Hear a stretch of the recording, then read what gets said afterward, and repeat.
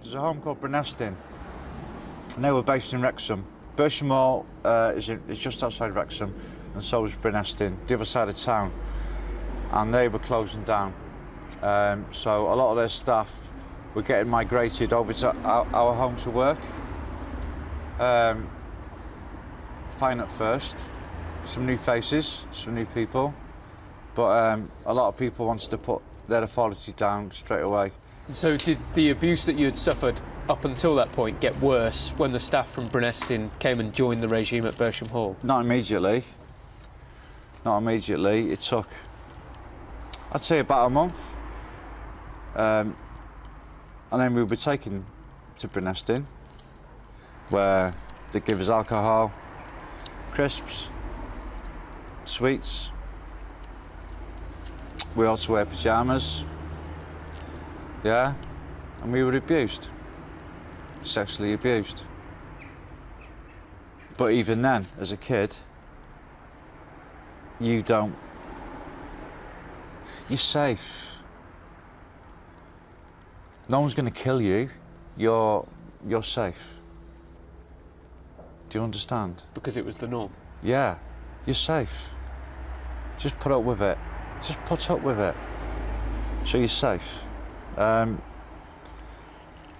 little while after that, I think for me personally, looking back on it, I'm 44 now, that was the initiation, to see how compliant you were. Because a lot of kids weren't compliant, a lot of kids kicked off and they wouldn't take abuse. But you'd consider that you were one of the compliant ones? Yeah, for no fault of my own. And so where did that lead? Well, it led us being taken to parties. We were taken to London, to some very big houses or flats, where we met a lot of men. So what would happen? You would leave Bersham Hall. Yeah, in the children's home van. What, on a Friday night? Yeah, with the Sunshine Variety Club written on the side of it, which is a bit ironic. And you'd be taken down to London? Yeah. And what would happen next? We would go, if I want to be blunt, we'd be taken to sex parties, and we'd be traded off, and we'd be displayed, and we'd be picked one by one. And how old were you at this stage? I was 12 years old. And what happened to you once you arrived at these parties? Right, you get there, they give you, it wouldn't be a beer, it'd be a spirit, so it'd be a whiskey or a vodka. Yeah, with a mixer, but it'd be strong. It'd be like a double or a treble. And amongst us lads, because there was quite a lot of lads there, a few of the old Bryn Estyn lads, Bersham Hall lads were taken as well. And to us it was great. We could drink, we could smoke, we could be naughty, you know? We was in the adult world. Whoa, fantastic. And then Uncle whoever would pat his knee and call you over. And he'd give you another drink and he'd talk to you. A lot of them were quite old men. I'd say 50s or 60s. Very posh. And they would take us away to separate bedrooms where we were abused. That would happen on the Friday night, and then you'd stay at that apartment and wake up there on the Saturday? No. We were taken very early, 5, 6, when it was just getting light, when it was getting dawn. On Saturday morning? Yeah, on a Saturday morning, and we were taken somewhere else, sometimes just to another house. And I can definitely remember being taken to a barracks, an army barracks, and then we would be shown the town. So, and don't forget, although it was traumatising, we were getting shown London, and we were kids from the north. Yeah, we'd never seen Big Ben before, or you know, any of the sites. in 10 Downing Street, and they give us a good day out. They give us burgers, they give us pop, they give us everything. And yeah, it was fantastic. We'd have great days out. And then Saturday night, what happens then? Saturday night, we'd finish up in London, because by then, obviously, we'd been walking all day, and so some of the staff from Bersham Hall that were our, what would you call it, chaperones? Yeah? Would take us back to this particular flat. And it'd just be another big party, and there'd be new people there. There'd be the same people, but a lot of new people. So it'd be a second consecutive night where you'd be at a party and again abused. Yeah, with a lot of drink involved.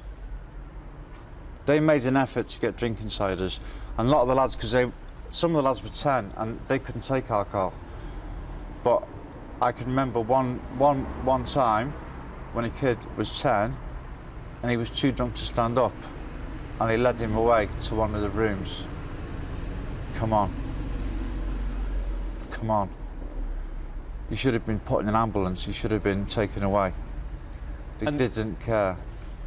And then you'd be driven back on the Sunday to the care home in North Wales? Most of the time Sunday, but a lot of the times on a Monday. You know, they seem to fit a lot of people in these parties. And there was kids getting brought from other kids' homes. Yeah, not all from North Wales. From kids' homes from London, from kids' homes from God knows where. Explain to me how many weekends you believe you were taken down to London on the van from North Wales. 20.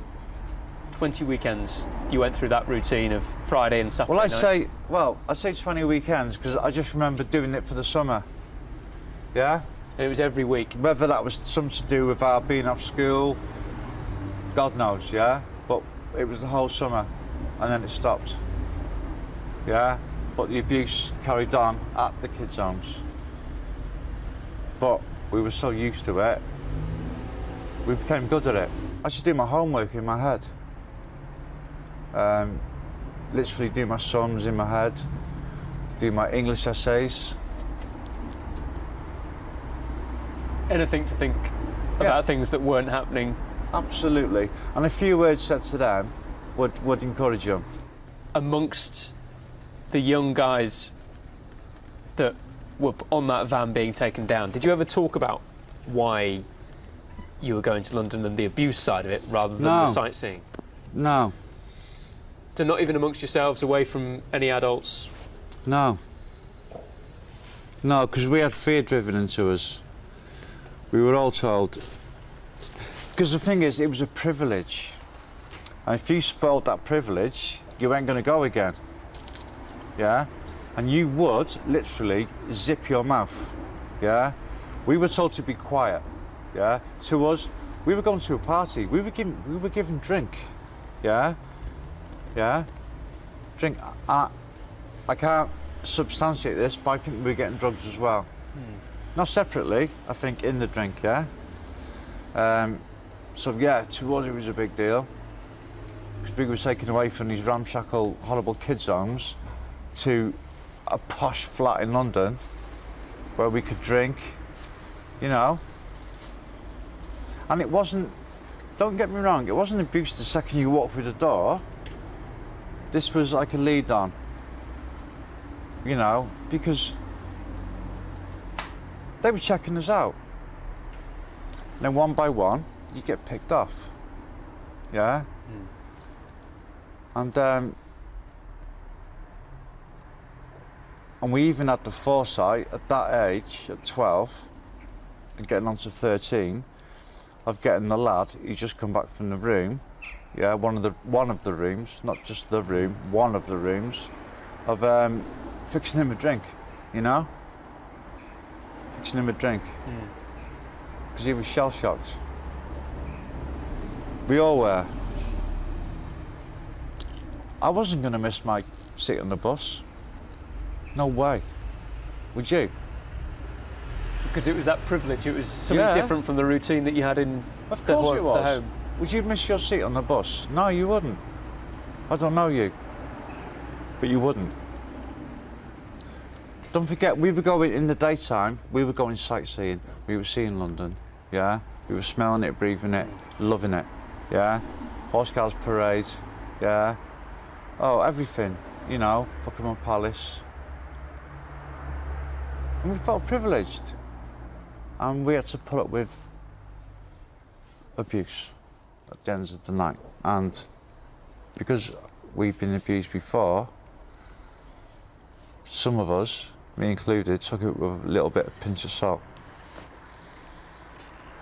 Let's talk about who was at these parties. Very, very well-off people. I'd call the Ray Henrys posh people.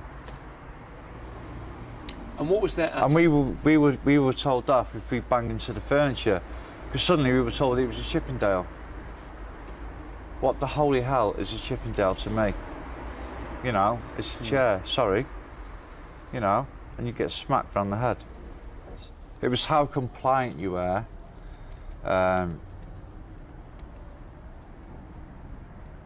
how nice you were towards them. And looking back, it's all about what they could get away with. And they got away with a lot. Yeah, it was just it was rampant. It was rampant, and it was normal, and it was part of life for me. It still could be. It's not. Thank God. Just some new faces, some new people, but a lot of people wanted to put their authority down straight away. So did the abuse that you had suffered up until that point get worse when the staff from Bryn Estyn came and joined the regime at Bersham Hall? Not immediately. Not immediately. It took, I'd say, about a month. There's a home called Bryn Estyn, and they were based in Wrexham. Bersham Hall is just outside Wrexham, and so was Bryn Estyn, the other side of town, and they were closing down. So a lot of their staff were getting migrated over to our home to work. Fine at first. And then we were taken to Bryn Estyn, where they give us alcohol, crisps, sweets. We also wear pyjamas, yeah, and we were abused, sexually abused. But even then, as a kid, you're safe. No one's going to kill you. You're safe. Do you understand? Because it was the norm. Yeah, you're safe. Just put up with it. Just put up with it. So you're safe. A little while after that, I think for me personally, looking back on it, I'm 44 now, that was the initiation, to see how compliant you were. Because a lot